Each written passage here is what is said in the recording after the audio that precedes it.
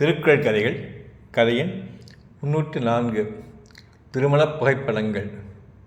கல்யாணத்துக்கு போகலாமா வேண்டாமான்னு யோசிச்சுக்கிட்டு இருக்கேன் என்றாள் மீனாட்சி. உன் அண்ணன் பொண்ணுக்கு கல்யாணம், உன் அண்ணன் அண்ணியும் நேரில் வந்து கூப்பிட்டுருக்காங்க, போகாமல் இருக்க போறியா என்ன என்றான் அவள் கணவன் நடராஜன்.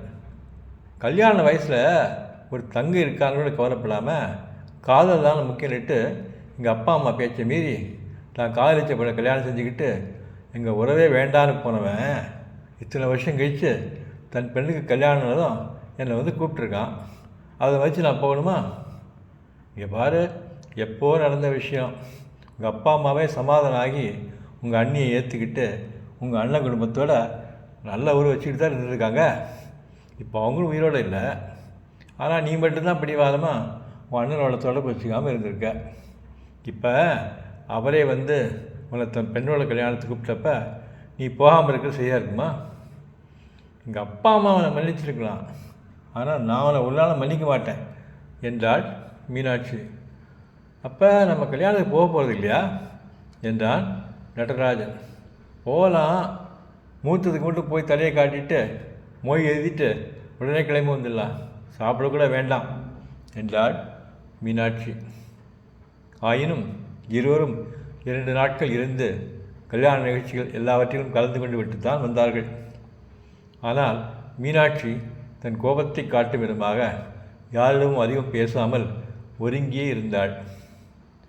உன் அண்ணன் கல்யாண ஃபோட்டோக்கள் அனுப்பியிருக்காரு, பார்க்குறியா என்றான் நடராஜன். அதுக்குள்ளே ஃபோட்டோலாம் வந்துருச்சா என்ன?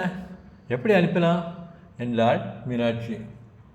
இப்போ தான் வாட்ஸ்அப் இருக்கே, முக்கியமான கல்யாண நிகழ்ச்சியோட ஃபோட்டோக்களையும் நீ நாள் இருக்கிற மற்ற ஃபோட்டோக்களையும் எனக்கு வாட்ஸ்அப் பண்ணியிருக்காரோ அண்ணன் என்றான் நடராஜன்.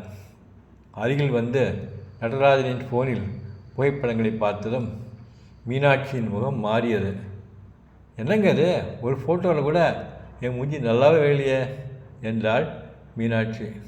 எப்படி விழும்? நீ தான் மூஞ்சி கடுகுன்னு வச்சுக்கிட்டு இருந்திய. சில பேர் எங்கிட்ட உங்கள் மனைவி உடம்பு சரியில்லையா, ஏன் ஒரு மாதிரி இருக்காங்கன்னு கூட கேட்டாங்க. 2 நாளும் கடுகடுன்னு கல்யாணத்தை உட்காந்து இருந்ததில்ல, உனக்கும் சந்தோஷம் இல்லை, உன் மூஞ்சியும் களை இல்லாமல் இருந்தது, அதைத்தான் அந்த ஃபோட்டோலாம் காட்டுது என்றான் நடராஜன். அறத்துப்பால் துறவரவியல் அதிகாரம் 31 வெகுளாமை. குறள் 304.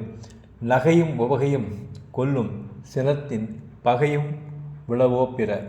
பொருள்: முக வளர்ச்சியையும் மனமகிழ்ச்சியையும் அழிக்கும் சினத்தை விட பெரிய பகை வேறு என்ன இருக்க முடியும்? நன்றி.